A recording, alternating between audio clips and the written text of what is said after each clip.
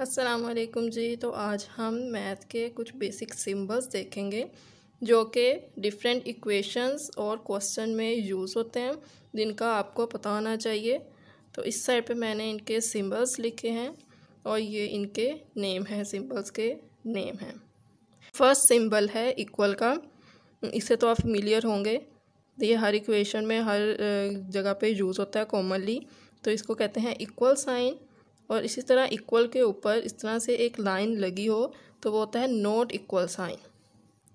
ठीक है। नेक्स्ट है अप्रोक्सीमेशन साइन। अगर इक्वल को थोड़ा सा इस तरह वेवी फॉर्म में लिख दें तो ये अप्रोक्सीमेशन साइन कहलाता है। ठीक है, तो ये हम अप्रोक्सीमेशन के लिए यूज़ करते हैं। तो नेक्स्ट सिंबल है ग्रेटर दैन का। तो ये भी बहुत कॉमनली यूज़ होता है। अगर जिस साइड पे ये वाला मुंह खुला होगा ये ग्रेटर दैन का साइन होगा, और जिस साइड पे ये बंद होगा मुंह ये लेस दैन का साइन होगा। तो ये आपके पास ग्रेटर दैन का साइन है और ये आपके पास लेस दैन का साइन है। इसी तरह अगर इन साइन के नीचे इक्वल का इस तरह से एक लाइन लगी हुई आ जाए तो इसका मतलब है इक्वल टू। तो ये साइन आपके पास कहलाएगा ग्रेटर दैन और इक्वल टू। और नेक्स्ट साइन है लेस दैन और इक्वल टू। ठीक है, लेस दैन के साइन के साथ ये नीचे एक लाइन आ गई है तो ये आपके पास साइन है लेस दैन और इक्वल टू का। नेक्स्ट है ब्रैकेट्स हैं। तो इसके अंदर तीन तरह के ब्रैकेट्स होंगे। सबसे पहले है पैरेंथेसिस और राउंड ब्रैकेट। इसको आप पैरेंथेसिस भी बोल सकते हैं या राउंड ब्रैकेट भी हम बोलते हैं। नेक्स्ट हमारे पास है करली ब्रैकेट। ठीक है, इस तरह से ये अगर हो तो ये आपके पास करली ब्रैकेट है। नेक्स्ट है स्क्वायर ब्रैकेट। इस तरह से एक सिंपल ब्रैकेट है तो ये आपके पास एक स्क्वायर ब्रैकेट कहलाती है।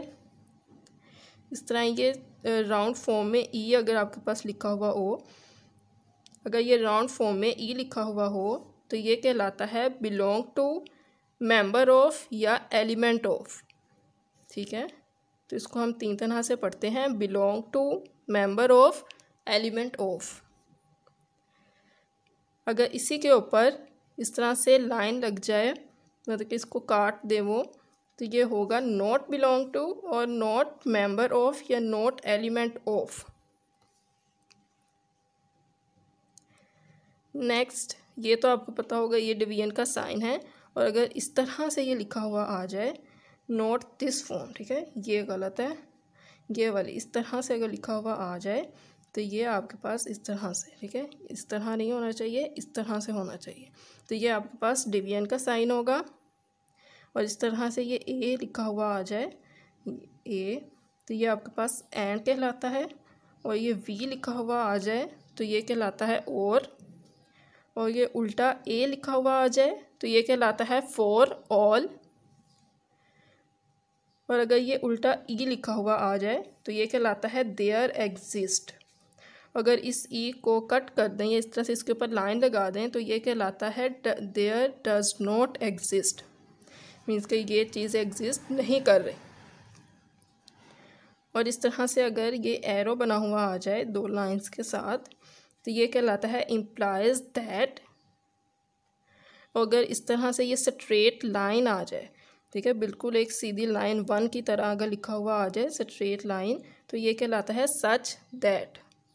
तो नेक्स्ट सिंबल है इस तरह से ये तीन डॉट लगे हुए हैं। अगर ये ऊपर की तरफ है, ऊपर की तरफ ये तीन डॉट लगे हुए हैं, मीन्स कि ये एक ऊपर की तरफ होगा और एक ये नीचे की तरफ है, मीन्स कि ये ट्रायंगल बन रहे हैं। ठीक है, अगर ये ऊपर की तरफ ये ट्रायंगल बन रहा है तो इसको कहते हैं देयरफॉर। और अगर ये नीचे की तरफ ट्रायंगल बन रहा है तो इसको पढ़ते हैं बिकॉज या सिंस। ठीक है, ये दोनों चीज़ों के लिए यूज़ होता है, बिकॉज और सिंस के लिए। ठीक है, और नेक्स्ट सिंबल है जिस तरह से एरो दोनों साइड पे लगे हुए एरो आ जाएं, या इस तरह से दो लाइंस के साथ दो एरो लगे हुए आ जाएं, या सिंगल लाइन के साथ एरो लगे हुए आ जाएं, तो इसको हम पढ़ते हैं इफ़ एंड ओनली इफ़। ठीक है, ये कंडीशंस ये थ्योरम वगैरह में यूज़ होते हैं बहुत ज़्यादा। एफएससी में पार्ट 1 पार्ट 2 में यूज़ होते हैं और 10th क्लास के थ्योरम्स में यूज़ होते हैं। तो इसलिए ये आपको पता होना चाहिए कि इस सिंबल का मतलब है इफ़ एंड ओनली इफ़। तो नेक्स्ट है पैरेलल। ठीक है, तो ये सिंबल पैरेलल के यूज़ होता है अगर ये 11 लिखा हुआ आ जाए। ठीक है, इसको आप इस तरह से याद कर लें कि अगर ये 11 लिखा हुआ आ जाए, इस तरह से 2 स्ट्रेट लाइन लिखी हुई आ जाए, तो ये कहलाता है पैरेलल। ठीक है, ये एंगल्स वगैरह में यूज़ होता है, 10th क्लास में भी और FSC में भी काफ़ी यूज़ होता है। तो इस सिंबल को कहते हैं पैरेलल। और अगर ये उल्टा टी लिखा हुआ आ जाए, इस तरह से उल्टा टी लिखा हुआ आ जाए, तो ये कहलाता है परपेंडिकुलर। ठीक है, तो ये परपेंडिकुलर का साइन होता है उल्टा टी। और अगर ये ट्रायंगल जैसा सिंबल आ जाए तो इसको हम ट्रायंगल पढ़ते हैं। ठीक है, ये FSC में यूज़ होता है कि ट्रायंगल, एरिया ऑफ ट्रायंगल या किसी थ्योरम में यूज़ होता है, तो इसको आप ट्रायंगल पढ़ते हैं। और अगर इस तरह से ये लेस देन का साइन आ जाए तो इसको आप पढ़ते हैं एंगल।